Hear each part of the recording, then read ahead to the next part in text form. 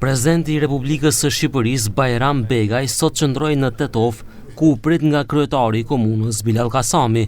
Vizita përfshiu edhe shkollën fillore Liria, ku nxënësit prezantuan një program artistik, si dhe vendet historike dhe kulturore të qytetit, përfshirë Xhaminë e Larme, Teçen Arabati Baba dhe Universitetin e Tetovës. Begaj falenderoi qytetarët për mikpritjen dhe theksoi rëndësinë e ruajtjes së gjuhës shqipe si një lidhje unifikuese për shqiptarët. Ju përgëzoj me zemër që përgjatë gjithë këtyre viteve ju keni mbajtur gjallë gjuhën anëtare, gjuhën e kombit tuaj. E keni kultivuar dhe e keni pasuruar. Të gjithë ne, sipas mënyrës tonë, sipas mundësive dhe aftësive, duhet të bëhemi misionar të shqiptarisë.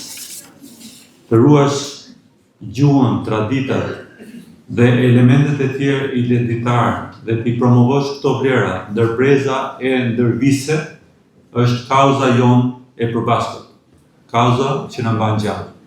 Unë besoj se kryetari i komunës Tetovës, zoti Kasami, do të bëjë çmos që Tetova të mbetet e para këtyre anëve, siç ishte atëherë kur hapi shkollën e parë shqipe. Kreu i komunës së Tetovës Bilal Kasami përshkroi vizitën e presidentit Begaj si shumë më tepër se një takim institucional.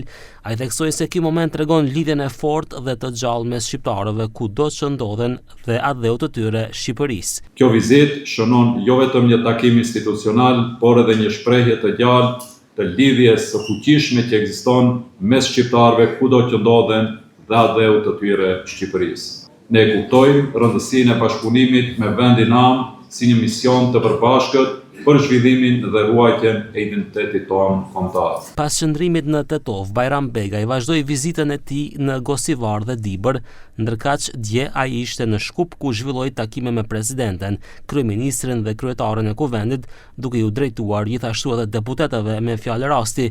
Vizita e presidentit shqiptar në vend nisi 2 ditë më parë në Çashk dhe Çajër.